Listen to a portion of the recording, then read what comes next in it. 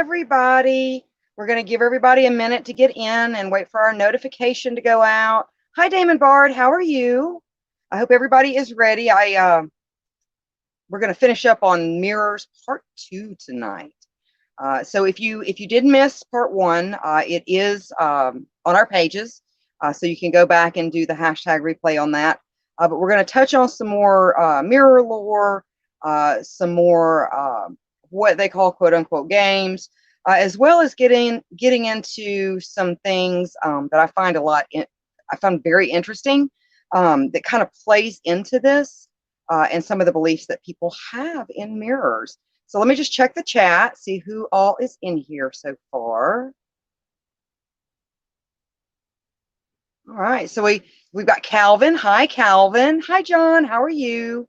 Hi, Bill. Let's see. Hi, Connor. Wow, we got a bunch of people in here tonight. Awesome, awesome, awesome. Hi, Raven. How are you? I hope everybody has had a fantabulous week.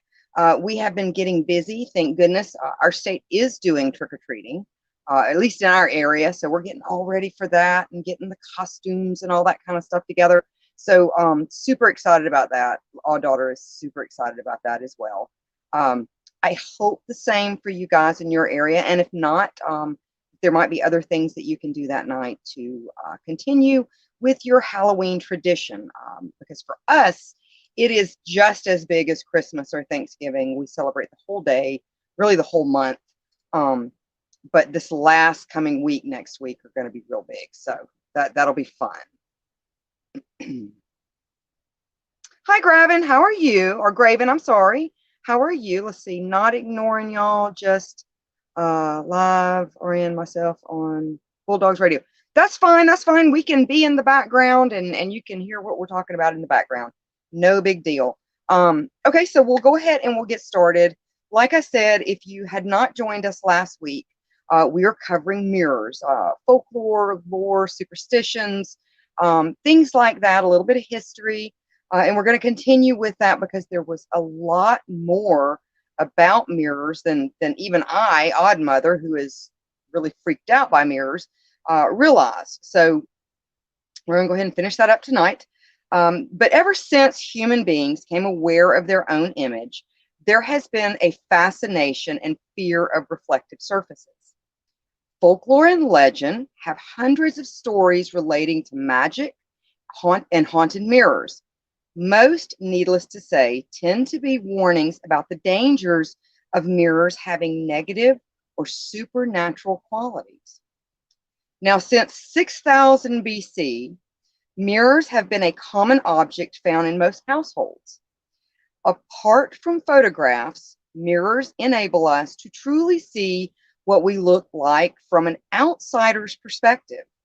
But what happens when a mirror shows you more than just your reflection?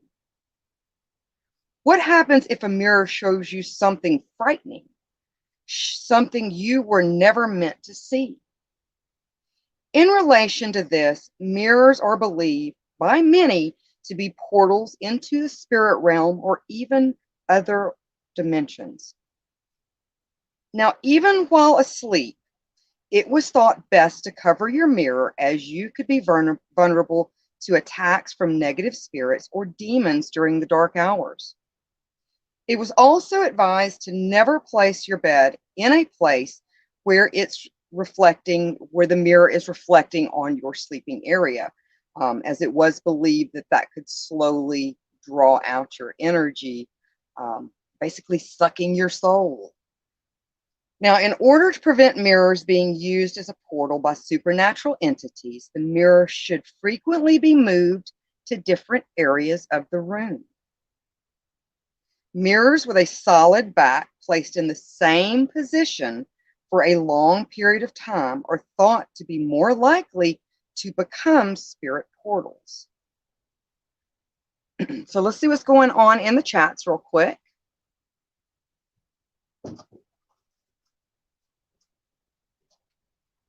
So Damon Bard is saying, I guess in his area, they are considering to ban it due to the virus, 700 possible cases, and 23 more have died. We're about to hit 100,000 cases. Well, and I can understand that. I think anybody that might, have like a compromised immune system, that kind of thing, would need to be more careful. Absolutely. Okay, let's see. Well, thank you, Graven. Thank you. Graven says, love the makeup. Who says this is makeup? This is what I look like all the time. All right, so we're going to talk about the top most haunted mirrors, because there are ones out there that have been deemed actually haunted. All right, so over the last few centuries, people have started collecting mirrors, not just for the sake of practicality, but for decor around the house.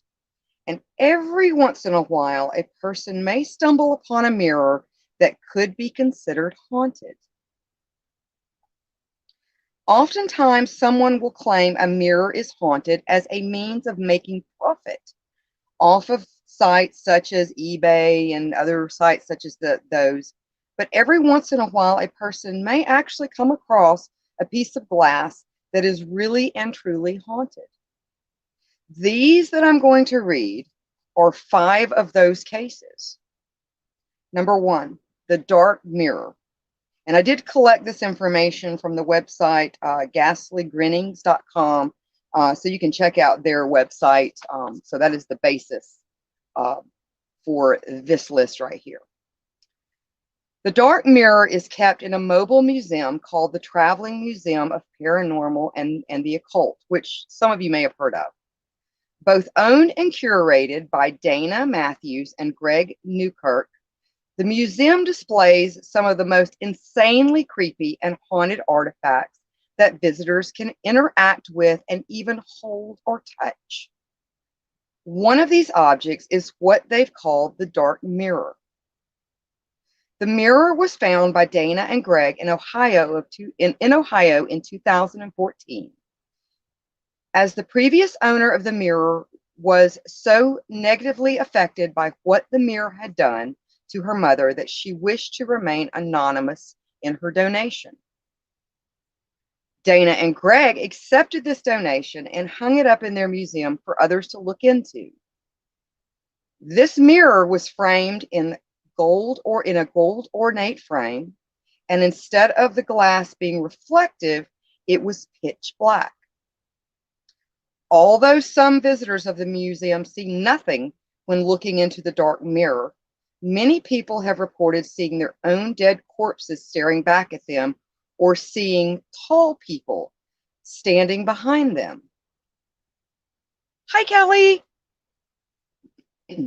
Some people begin to feel dread and terror for unknown reasons.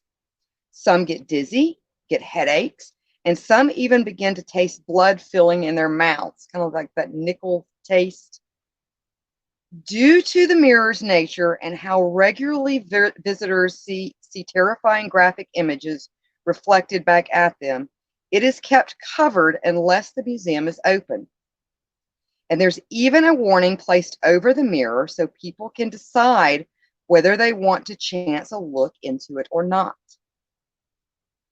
The previous owner of this mirror, although wishing to remain anonymous, told her story and her mother's experience with the dark mirror. The donor's mother had previously purchased the mirror at a yearly psychic expo and had hoped to use it for psychic purposes. In her case, to perfect her divination skills. Unfortunately, she had no luck with the item, but instead of putting it away or selling it, she continued using it, growing more and more angered and frustrated. Her daughter noticed her mother becoming withdrawn from her family and friends, and her mood appeared to be darkening more and more with each of the experiences or interactions with the mirror. One day, as the daughter was visiting her mother went to get the mirror from the closet. And when she asked her mom why it was in the closet, her mom replied, "It's evil." Shortly after this incident, the daughter donated the mirror to the museum. No other explanation was given. So let's see what's going on in the chats. Yes, like that. A very, very dark, non-reflective, as we would normally think of mirror, which would have to be super spooky. So Graven is in Ohio. Awesome. Hi, Frank. And so Frank says that's almost like the portrait of Dorian Gray. It really is. And Dorian Gray, I love that. It's an old classic if anybody hasn't read it. But I absolutely love the story about the portrait of Dorian Gray. And then John says, neat episode on the old thriller show, The Hungry Glass. Really creepy, has Shatner in it. See, a lot of people don't like Shatner, but I really like him. Even though he has kind of in every movie that he plays in or, show, he has his normal Shatner, ways of acting. But I do like William Shatner. Raven says some people use black mirrors for scrying. Absolutely, yeah. And you can actually purchase them or make one of your own like that. Hi, Carol. How are you? And Kelly says, I didn't like that mirror. Let's see. Yes, that is the mirror that is in the Traveling Museum of Paranormal and Oddities. And I've heard of it, and I think I've seen some blurbs on it, but it would really be something I'd like to check out. That would be a lot of fun.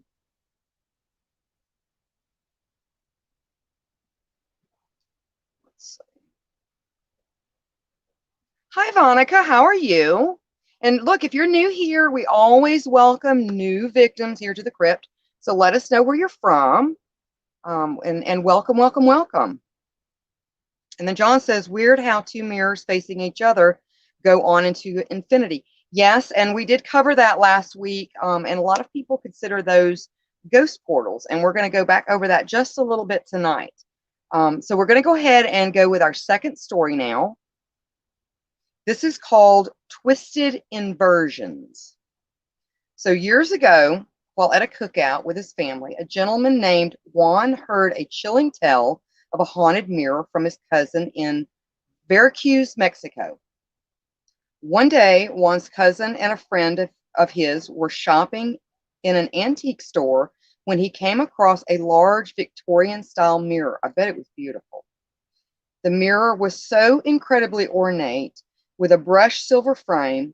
Juan's cousin was drawn to it immediately and asked the shop owner how much it cost. The shop owner told him the price, but seemed a little edgy afterward. He told Juan's cousin that if he wished to purchase the mirror, that he must make sure that it is always covered by some kind of heavy cloth after the sun goes down. Juan's cousin found the man to be a bit quirky, but nevertheless promised that he would do as the owner bid. He purchased the mirror and drove it home in the back of his truck. He arrived home in the early evening. After he found a space on the wall of his bedroom to hang it, he admired his reflection for a few minutes, then promptly covered it with a bed sheet. He felt a little silly doing so, but the shop owner had been extremely adamant. Dusk approached. Juan's cousin was relaxing on the couch when he began to hear a steady knocking, as though someone was at the door, but nobody was. Puzzled, he wandered through the house, tracking the noise until he got to his bedroom. Chills ran down his spine as he realized that the knocking sound was coming from within the mirror.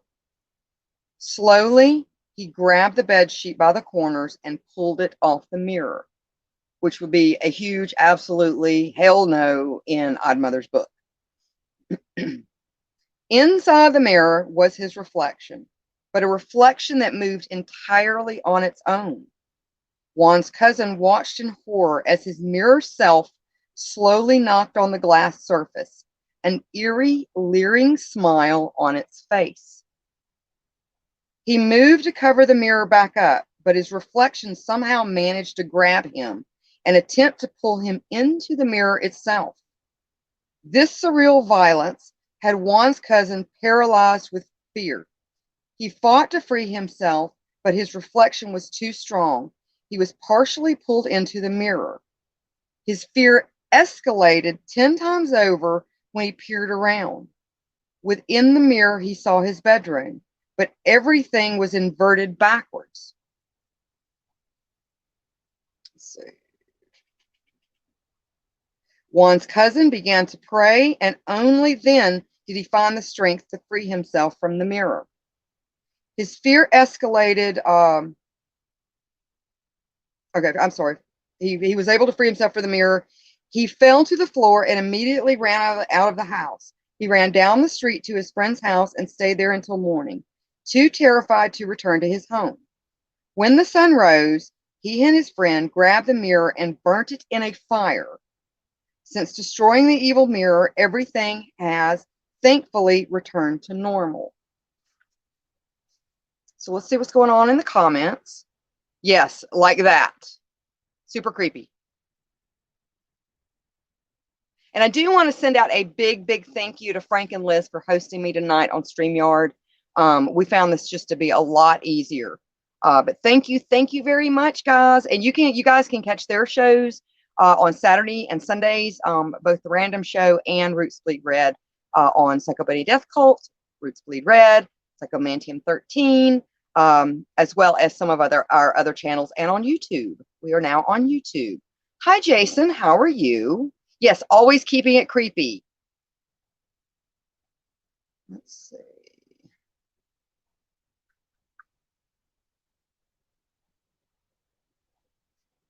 Hi, John. How are you?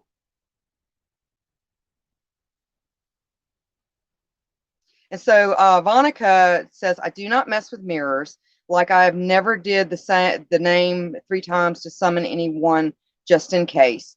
I can really feel you on that. Something about mirrors, just they make the hair on the back of my neck stand up. They're just really freaky. I don't have that many of them in the house, but they are extremely freaky to me. And yeah, they are. I need them, of course, but I don't really like them.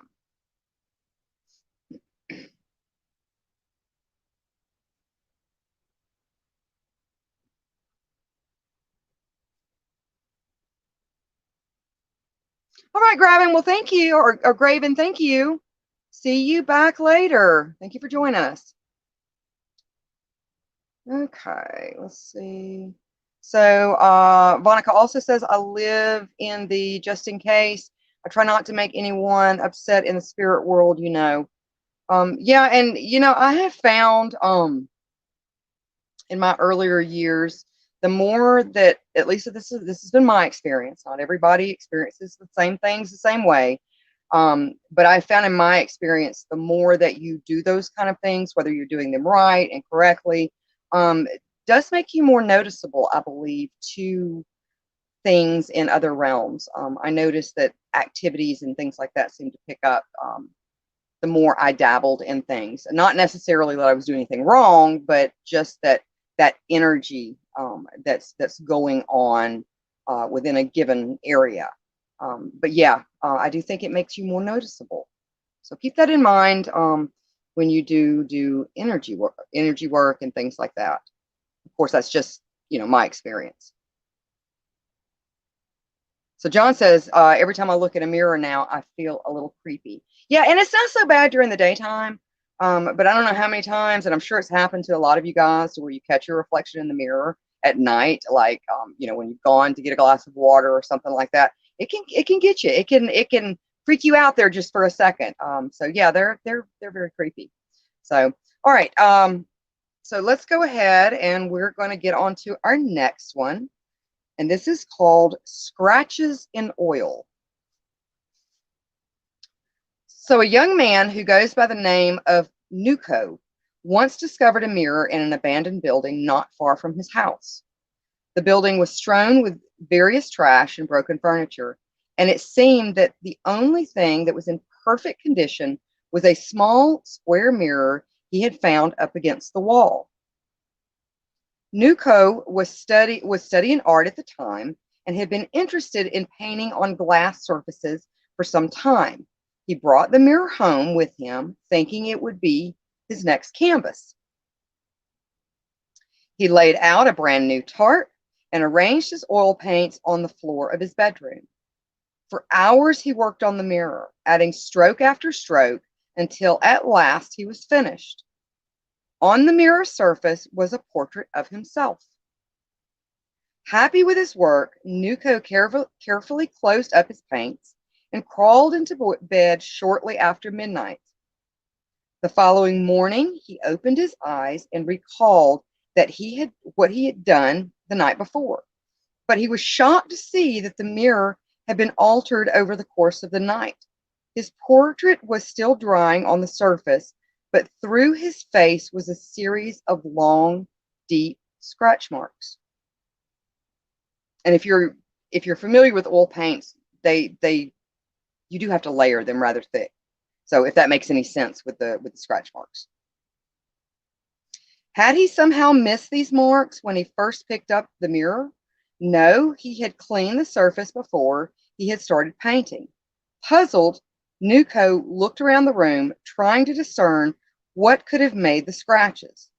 All of his supplies were in the exact same place they had been when he had fallen asleep the night before. He didn't have any pets or siblings, and his parents would have never destroyed one of his pieces. In addition to the scratch marks, Nuko also noticed substantial tears at his brand new tarp. He searched his entire room, but he could not come up with any possible theories as to what had caused such destruction.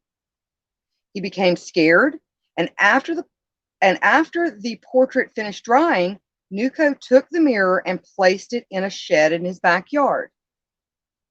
It remains there to this day.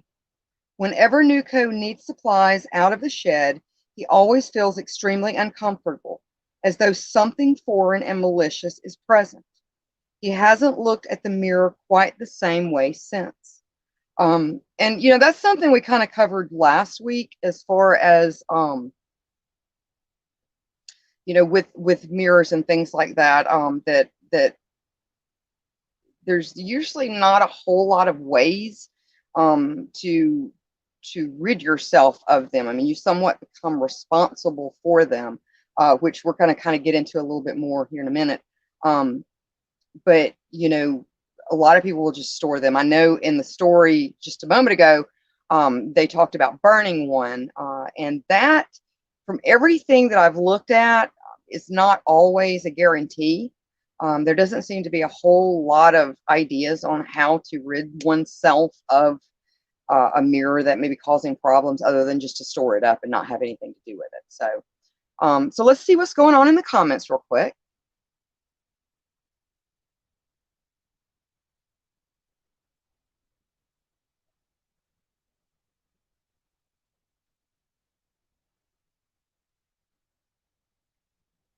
Okay, so John says, if they say if you make a box out of mirrors all facing in, you'll hear weird noises from inside.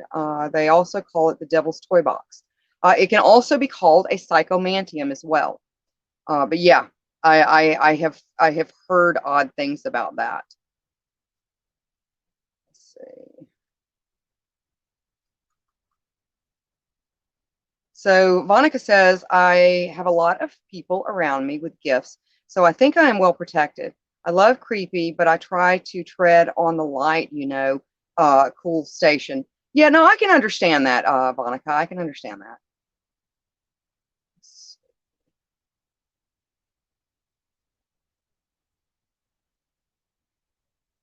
So John says, if you have an evil mirror busted up, won't you have 100 evil mirrors? That is a thought, John. That is a thought. I've heard of some people even actually burying them in a place where they won't be disturbed. So that's always a possibility too. And there are some beliefs and folklore that say if you do break a mirror accidentally, that's what you're supposed to do with it. You're supposed to bury it. Okay. All right. So let me grab something to drink real quick.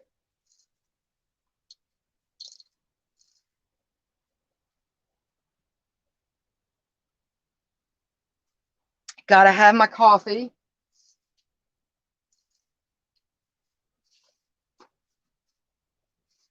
Okay, I think we're going to read one more. And this is called Victorian Evil. So when Serratus, and I've always got to pick these that have really weird names. Serratus Lombandus, and Joseph Birch found a large, we're just going to call him Char. So when Char and Joseph found a large Victorian mirror in the dumpster outside of their London flat, they thought they had hit the jackpot.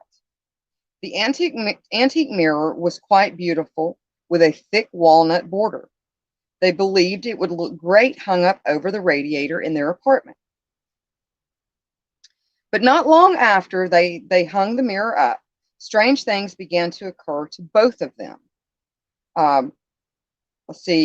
Char found himself suddenly waking up in the middle of the night with stabbing pains shooting through his entire body. Joseph, usually a very happy 20-year-old student, found himself feeling incredibly depressed and void of energy. At first, neither of them made any correlation between their mental and physical symptoms and with the mirror.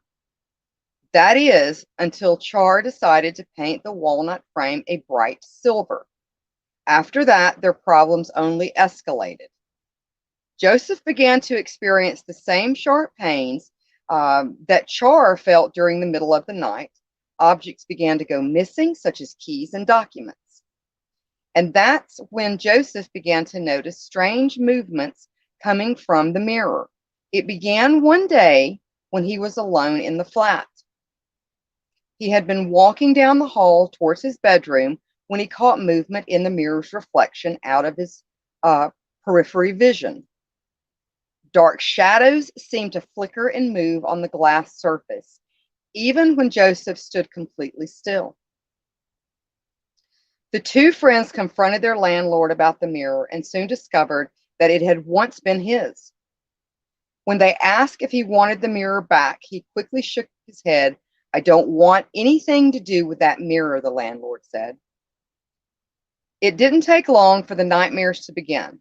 Joseph even began to fear being in the apartment by himself. He was certain that something malevolent was there with him, draining him of his happiness and energy. Char began to theorize that something awful had happened in front of the mirror, as we had talked about last week, and how mirrors, it is believed, can, absorb different energies and things like that, especially, the older they are, hanging in the same place for a long period of time, that kind of thing. And it had somehow managed to absorb the negative energy from whatever event had occurred. He became convinced that someone had once been murdered in front of its glass surface, and now the mirror brought nothing but discomfort and despair wherever it was. When the radiator and the landline phone mysteriously stopped working, the two friends begrudgingly realized that their troubles were only going to escalate.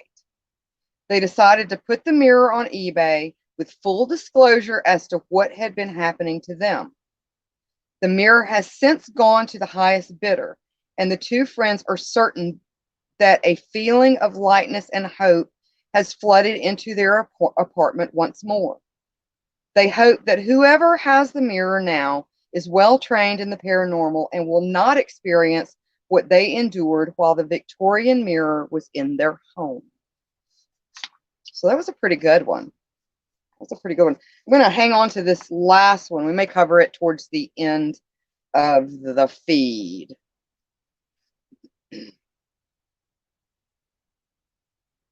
Okay. All right. So it looks like we're going to go to a commercial real quick, and we will be right back, and we're going to talk about the triple mirror game.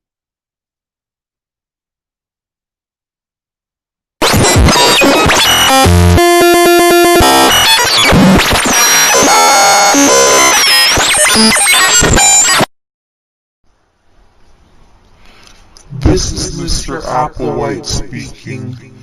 Do not attempt to adjust your device. There is nothing wrong with it. I am here to deliver a message. Join Psycho Bunny Death Cult in our anti-censorship campaign. Free your mind. Free your head.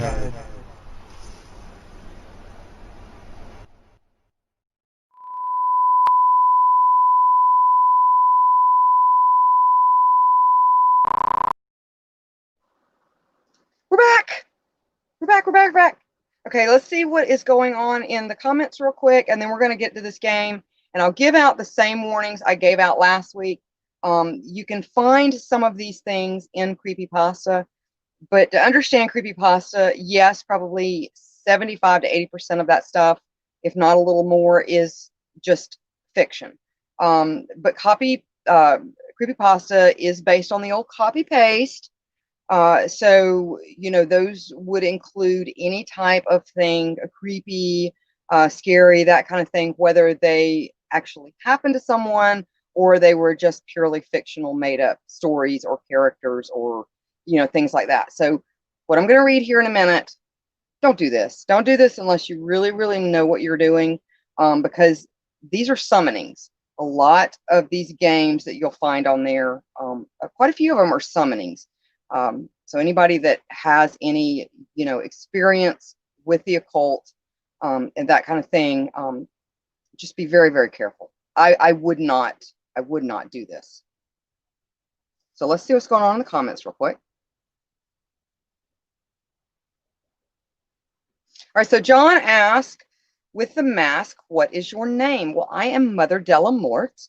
I am a mixed media artist as well as a content artist here on Psycho Benny Death Cult, Psychomantium 13, as well as one of the owners.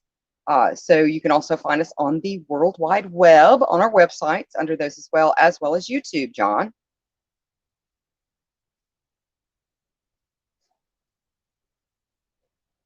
Hi, Shanna. How are you? Yes, it has been a while. Let's see. So John says, they say if you make a box out of mirrors. Okay, yeah, the Devil's Toy Box. Yeah, I had already read that one. Let's see. Yes, and please check out my art page. Thank you, Liz. Which is Pike and Mills Odd Playthings. I do fine art, horror dolls, and you can see some of my work there. Hi, Mark. How are you? So he is bringing up the Myrtles. Yes, I actually have a story about the mirror over there at the Myrtles. And yeah, it's pretty tragic. And definitely one of the places that I want to go to. I tell you, this COVID has just really put a wrench in a lot of our summer travels we were going to do this summer. Hi, Angie. How are you? Hi, Kisa. How are you? Okay. All right. So we're going to talk about the triple mirror game. And we also covered last week about ghost portals. And this is one where you actually form a super ghost portal. So historically, mirrors were used to see into other realms. In this case, however, the participant uses the mirror to see their world more clearly. Things most people cannot see with the naked eye. The triple mirror game is supposed to show any entities or other worldly beings that might be present in a given area and trap them. Again, extra word of warning. The participant is instructed not to look at what they may see for too long, as not to catch its attention. What you need, it's usually a one participant game. Requirements: 3 large mirrors. And when they say large mirrors, they mean like the full mirrors that you use, the long mirrors that you can buy. So you need 3 of those. The mirrors should be capable of standing up on their own. You need 3 sheets or large measures of cloth. They should each be large enough to cover each mirror. So you 3 sheets, 3 mirrors. Each sheet needs to be able to cover the mirror completely. A white candle, a large jar candle, is ideal. Matches or a lighter, salt, and a dark, quiet room which to play. The room must have at least 1 door.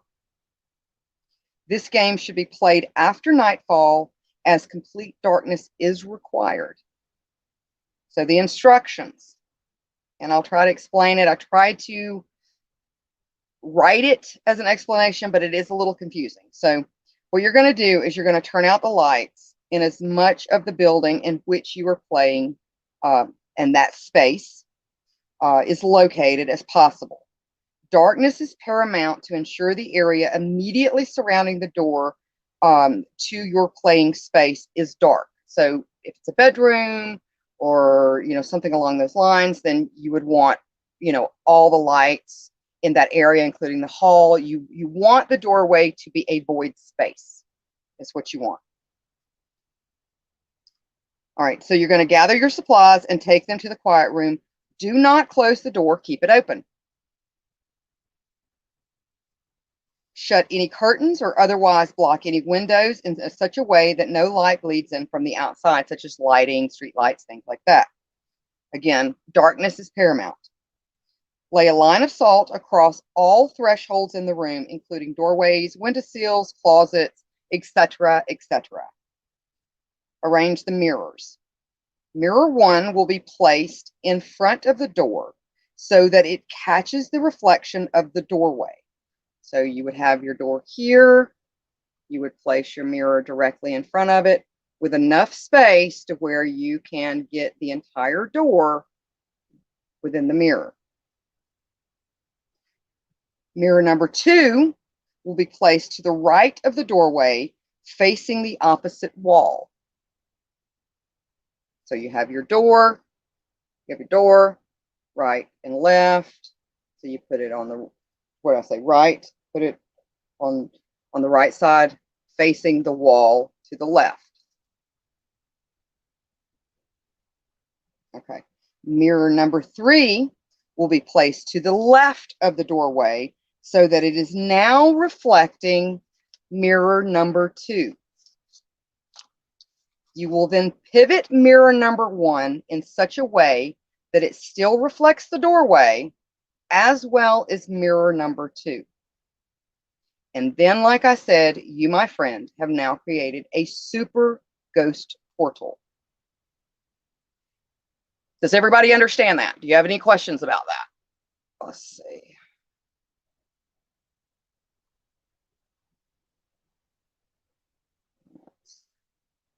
Yeah, so Kisa says, I'll pass. Most definitely. Okay. So next, the participant places the candle in front of the door between all 3 mirrors. Turn out the lights in your prepared room, opening the portal. Number 1, use the matches or lighter to light the candle. It will be necessary to step into the center of the arrangement of mirrors to do so. Once the candle is lit, step back and outside the mirror arrangements as quickly as possible. With the participant remaining inside the room, but outside the arrangements of the mirrors, the participant should position themselves in such a way that they are able to see into the 3rd mirror without being reflected on any of the other mirrors or that mirror. You don't want your reflection at all on any of these, but you use the 3rd mirror as your viewing point. Direct your gaze into the 3rd mirror, looking closely. Record your observations, remembering not to gaze too long on any one image that you may see. Do not make prolonged eye contact with anything you see in the mirror. Do not make eye contact with anything you see at all if you can help it. Now, closing the portal. Once all observations have been recorded and you are ready to end the game, avert your eyes from the 3rd mirror. Gather up the 3 sheets, beginning with the 3rd mirror, then to the 2nd, and finally to the 1st, throwing 1 sheet over each mirror from behind. So you do not want to step in front of the mirror to cover it up. You keep yourself outside of that circle of mirrors. It says, instead, traveling around the outside of the mirrors, covering each one from behind. When all three mirrors are covered, step into the center of the mirror arrangement and extinguish the candle. Remove yourself from the center of the mirror arrangement as quickly as possible. Turn the lights back on. Now, keep the mirrors covered, dismantle the arrangement, and place each mirror so they are facing the wall, positioning them as close to the wall as possible. The mirror should be left in this position for at least 72 hours. Do not enter the room during that time. After 72 hours has expired, the participant should remove the mirrors from the premises and take them somewhere safe for storage, making sure to keep them covered. Once they have been removed from the premises, the participant may remove the sheets. It is recommended that you throw salt on the surface of each mirror.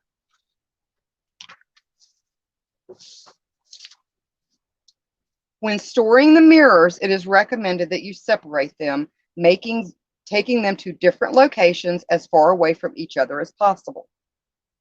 Keep the mirrors safe. They are now your responsibility, and never, and I repeat, never use them for their original purpose. Now, this person does add some additional notes. There's no specific time to play the game. Again, the only requirement is that it be nighttime when you begin. Best results at specific notable times, such as midnight, 3:33 a.m., as we had talked about last week. Do not break the mirrors. Do not allow them to break either while playing or while storing them afterwards. If the mirrors break, this may release whatever has been captured. You may use the mirrors to perform this game a second time, but it is not recommended that you perform it in the same place as you did the last time. And again, do not use the mirrors for the original purpose, examining your own appearance, etc., again. So they do become your responsibility. So let's see what's going on in the comments.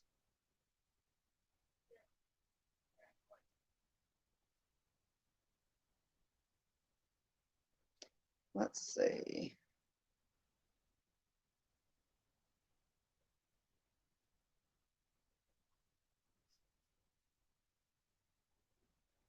Let's see. All right, so Mark says, I played the triple mirror game once, and all I got was a message saying, we've been trying to contact you about your extended car warranty. Another was, don't forget to drink your Ovaltine. Spirits can be real smart asses. Oh my God, yeah, Ouija boards will give you that same message. And then Kisa understood the arrangement. Yeah, I tried to be, to explain it as best I could. Sometimes the written word and trying to explain arrangements like that can get a little confusing, but I think it was fairly clear. Yes, Mark found little orphan Annie's ghost.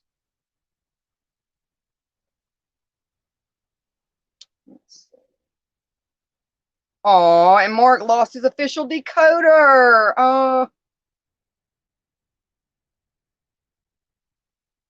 Let's see. Okay, so John says, will something open the door? No, you leave the door open. What the door will show, it's the void space, okay? And you are looking in the third mirror, which is reflecting off the second mirror and the first mirror to see the door, because the first mirror is directly in front of the door. And it is a way to view, say you have an area that you feel might be, I don't know, there might be something there. It might be haunted or what have you. Again, they notate this as a game, but this is not a game. Anybody that's familiar with the occult and how to do summonings and things like this is a summoning. This is a flat out summoning is what this is, designed to look like a game. And this is not a game, and I wouldn't play with this kind of stuff unless you really know what you're doing. But you do observe the mirror to see what is within the doorway. You use the doorway as your reference point, if that makes any sense, John. And John asked, am I going to try this game? Absolutely not. Absolutely not. This is not a game. Now, the elevator game, which we've talked about before when we were talking about Alyssa Lamb, because there were some mentions that she may have been playing the elevator game on that CCTV prior to her murder, which I believe it's a murder, not a mishap, personally. Um, yeah, I think the elevator game, honestly, is probably a bunch of woo-woo. And you can kind of tell the difference. You can kind of tell the difference between woo-woo, fictional and just made up to be like a creepy game, and things that might actually cause the person to be messing with things that they may not be experienced enough to handle, if that makes any sense.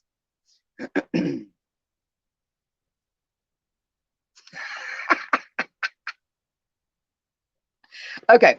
All right. So we've talked about a lot of what some people do believe to be, like I said, woo woo. You know, a lot of scary, fun, tell in the dark stories, a lot of folklore, you know, and things like that. And a lot of times folklore can be fish tales. But a lot of times, even the old wives' tales, there can be a grain of truth there. So, you know, who's to say what might actually be true and not true? So we're gonna get more into like the scientific, and we're going to talk about multiverses, which I absolutely love quantum mechanics and quantum theory and things like that. So I might make your brain hurt a little bit, but I love getting into parallel universes and quantum universes and all that kind of stuff. So that's what we're going to talk about, kind of moving away from the folklore and moving more into the science. All right, so the multiverse, for people that aren't real familiar with like quantum mechanics and quantum theory and things like that, the multiverse is a hypothetical group of multiple universes. Together, these universes comprise everything that exists, the entirety of space, time, matter, energy, information, and physical laws as we know them, as well as constraints that describe them. So, you know, we're all familiar with physical law, gravity. Uh, you know, you do this and this happens, that kind of thing. So again, a multiverse is the theory of a conjectured set of multiple possible universes, including ours, which make up what we know as reality. These universes are sometimes called parallel universes. A number of different versions have been considered. Now, the term multiverse was coined in 1895 by psychologist William James as a philosophical concept.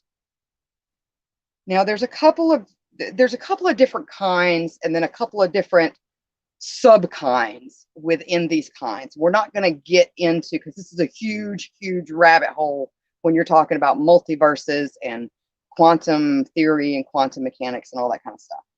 All right, so the two most well-known large like thoughts on it are the cosmological, or the cosmic, our whole space, okay, multiverse. So the cosmological, that's what I was trying to spit out.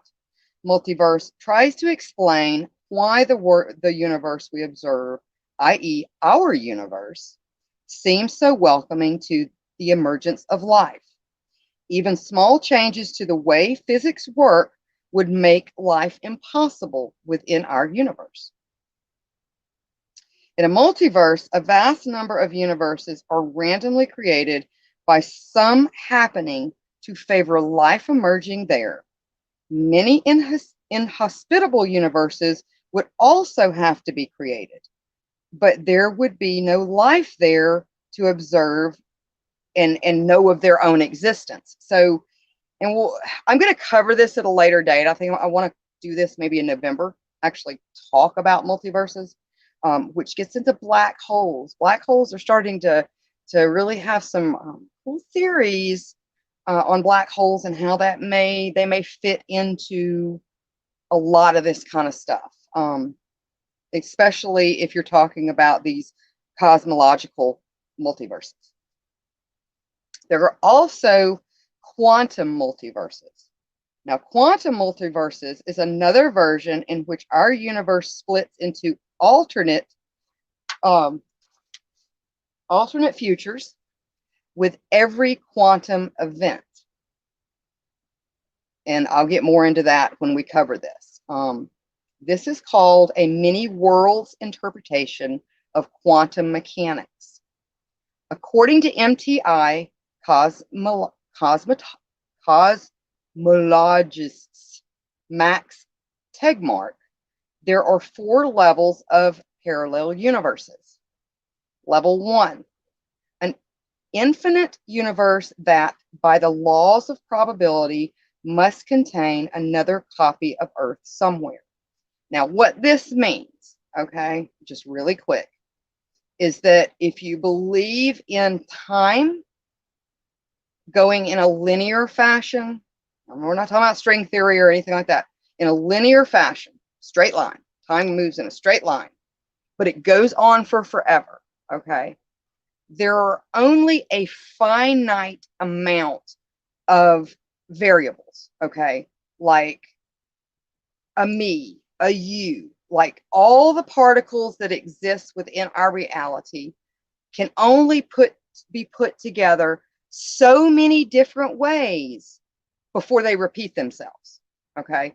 Now, that may take 500 billion years for that to happen, but if time goes on for forever, eventually it will happen, that something will have to come back together again, just as it was maybe 5 billion years before. And that kind of gets into the whole thing, like if you look at a star, is it really still there because light moves at a certain speed and all that kind of stuff. All right, so level 2, other distant regions of space with different physical parameters, but the same basic laws. So what we consider life, their life may be something different. It might be a bacteria or something like that. Level 3, other universes where each possibility that can exist does exist, as described by the many worlds interpretation, or MWI, of quantum physics. And that's a weird one that I'll get into later. Level 4, entirely distinct universes that may not even be connected to ours in any meaningful way, and very likely have entirely different fundamental physical laws. So what we know as to be physical laws that are true, such as gravity and things like that, and you do this and this happens, and you know, that kind of thing, those may not exist in other reality or other universes and things like that. So let me check the comments real quick, and if you guys have any questions, because this kind of stuff can really, you're like, whoa, this is so cool, but it can really make your head hurt. So Kisa says, I wouldn't want to come across another me. For real, but now it may be, at least in this particular thought, okay, because there's a lot of different scientific philosophies and things like that. That would be a long time from now, a long time from now. Now, if you get into some of the other stuff, like the many worlds and things like that, that's when you start talking about mirror universes, and every action, like, because I did this, okay, that split the parallel universe that we can't see, and my other self did this. So every action that you take will split off and go into a different direction. That's kind of what they're talking about with the many world interpretations. And that one gets like really way out there. So let's see what's going on here in the comments. Let's see. So Shanna says, I'm on YouTube as well. I do podcasts with crazy friends. Cool. Very, very cool.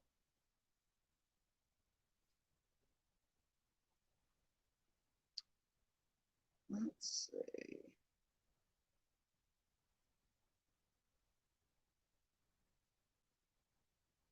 Yeah, so John says listening to physicists talk can be really weird. Yeah, and a lot of times they can sound like they're just absolute loons, because what they're talking about is just so far out there, that it is hard to really wrap your mind around it unless you think like that all the time. But you know, in a way, it would be awful, because I mean, you'd have very few people that you could actually kind of interact with on a daily basis unless you could separate that part of yourself from, like, we are interacting now. But yeah, they could be really weird. I mean, I tried reading some of Einstein's, like, I think they're Bell theories or something like that that go along with quantum physics, and my mind just, I can't even. It just won't even go there.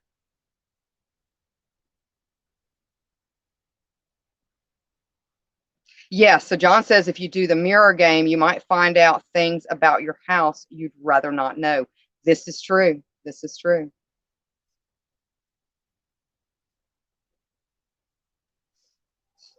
Okay. All right. Okay. So this is interesting. This is interesting. And this comes from swc.ornl.gov. So this is a government site. And you can look this up. It's still ongoing. They don't have any it's still ongoing. They don't have anything to really report on right now. And this has been going on since, I believe, 2018. But at Oak Ridge National Laboratory in eastern Tennessee, physicist Leah Bronchard is trying to open a portal into a parallel universe. She calls it oscillation, and that would lead her to mirror matter. But the idea is fundamentally the same. In a series of experiments she plans to run at Oak Ridge this summer, Brouchard will send a beam of subatomic particles down a 50-foot tunnel past a powerful magnet and into an impenetrable wall. If the setup is just right, and if the universe cooperates, some of those particles will transform into mirror image versions of themselves, allowing them to tunnel right through the wall. And if that happens, Brouchard will have uncovered the first evidence of a mirror world right alongside our own. And this comes from, if I have people in the audience that are a little bit more familiar with quantum physics and quantum mechanics. And again, if you have not watched the movie, not the show, but the movie, What the Bleep Do We Really Know? You really, really need to try to find it, see if it's on Prime or something like that, and watch it, because it explains it in a way that's understandable. But when they look at atoms, okay, in the really, really like powerful microscopes, and they can see the actual protons, and this is probably where this idea is coming from. Protons, which everything is made up, anything physical, your table, anything is made out of atoms and protons and things like that. But the proton itself vibrates at such a high frequency that even with those like subatomic particle microscopes and things like that, they can see a proton, but when it vibrates, it disappears. So it goes out of what we know as existence, is what they are theorizing. Could it be maybe it is moving so fast at that one point that it's almost impossible to register even with a computer? Possibly. Could it be disappearing somewhere else? That's another possibility. So that's probably where a lot of this is coming from, is that a proton is there 1 second and not there the next second, which is really, really interesting, because you ask yourself, where does it go when it's not there? So look that up. I'm keeping an eye on that. Again, this started in 2018. I'm sure COVID has probably played a little bit of a hindrance on this, but I found this really fascinating, and kind of getting back into what we were talking about with mirrors. Yes, there may be a lot of folklore there. Yes, there may be a lot of woo-woo there. But with every folklore, with every tale, with every wives' tale, there's usually a grain of salt. And could it be possible? Absolutely. Absolutely. I think it could be possible.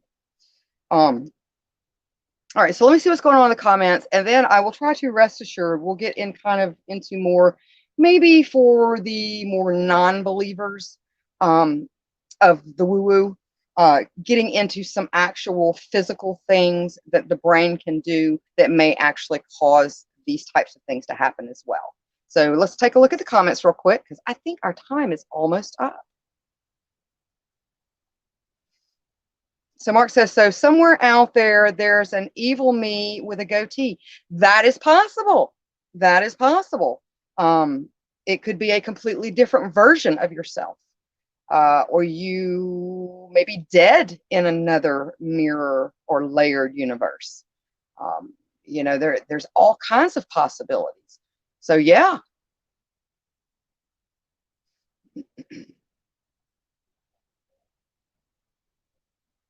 This is starting to sound like Buckaroo Banzai.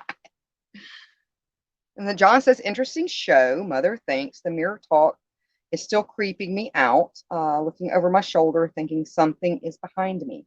Yeah, mirrors are creepy, and you don't hear that much about them. I listen to a lot of podcasts and things like that, and you just don't hear that many podcasts covering mirrors. And I was so surprised to find so much on mirrors. All right, so we're going to go ahead and we're going to close out with this bit of information that might set your mind at ease. All right, so we're going to talk about pareidolia. Let me try this. See, I pronounced this right. Pareidolia,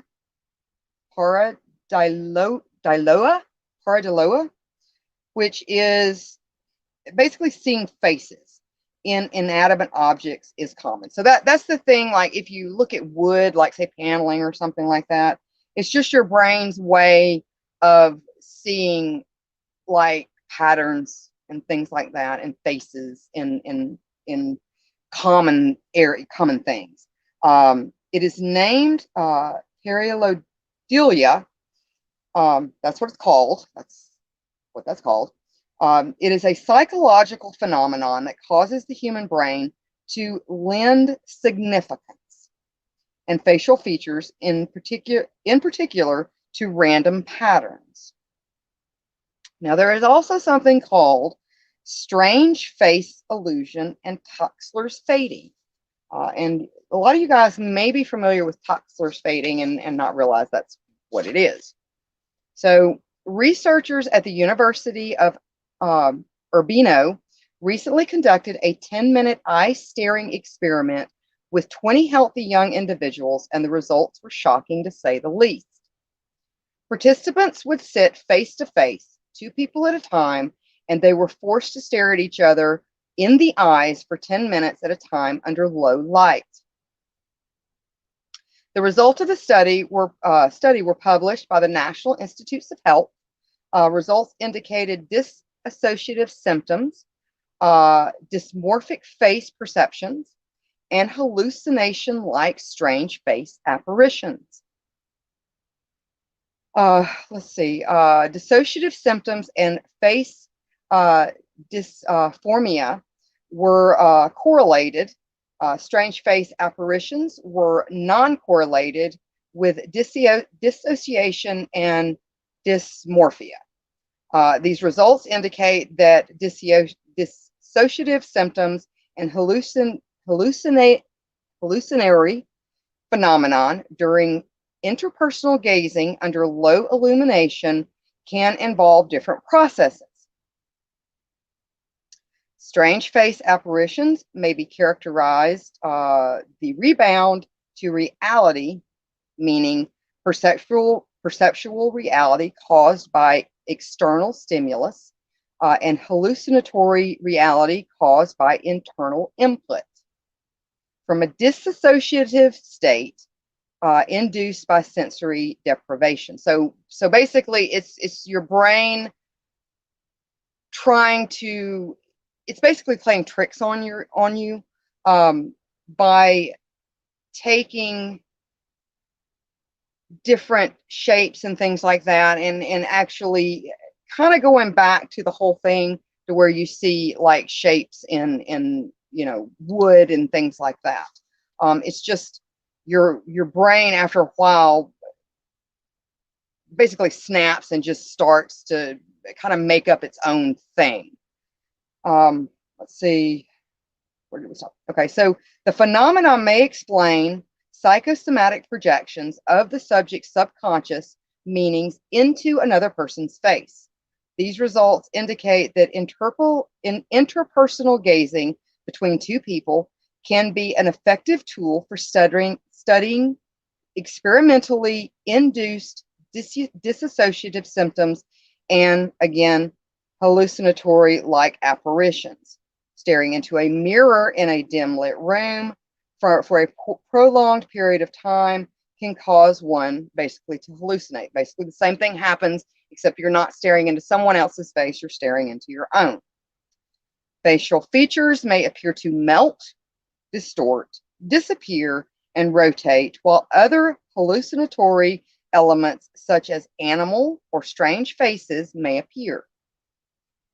Giovanni Capituo of the University of Umbrino writes that this phenomena, which he calls the strange face illusion, is believed to be the consequence of a, again, dissociative identity effect, which causes the brain's facial recognition system to misfire in its current way of doing things into currently unidentified ways of doing things. So basically, just kind of you have like a just a misfire. Other possible explanations for the phenomenon include illusions attributed at least partly to the perceptual effects of Toxler's fading, and even possibly putting yourself into self-hypnosis.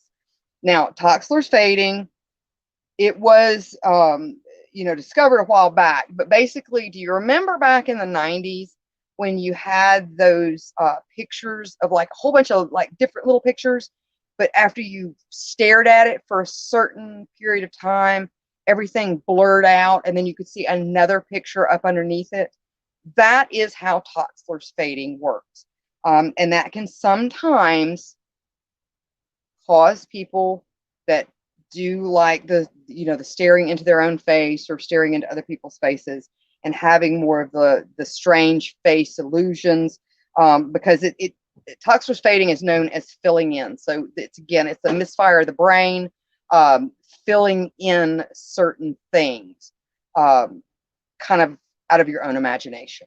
So with that being said, that kind of takes away from some of the woo-woo factor, but also remember, and I'm going to leave this at the very end, this is a quote by Neil deGrasse Tyson. Now, he is an American astrophysicist, cosmologist, and planetary scientist. And the quote is, "The universe is under no obligation to make sense to you." So I'll leave that there. I hope you guys enjoyed that. That does finish out our mirrors part 2. Yes, this is the black mirror. This is the black mirror from the museum right there. Nice. Scary.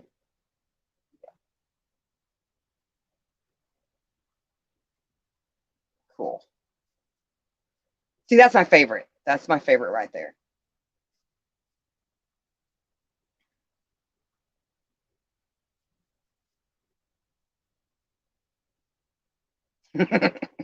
Super creepy. All right, so thank you. So we are going to be dark next week. We are, like I said, we are getting ready for Halloween. We do a big thing, just like Christmas or Thanksgiving. So I will be dark next Wednesday. I will be back the following Wednesday. But I may pop in sometime next week to do a little something for Halloween and all that. But I hope you do have a very safe and spooky and happy Halloween and pleasant nightmares, everybody. Bye.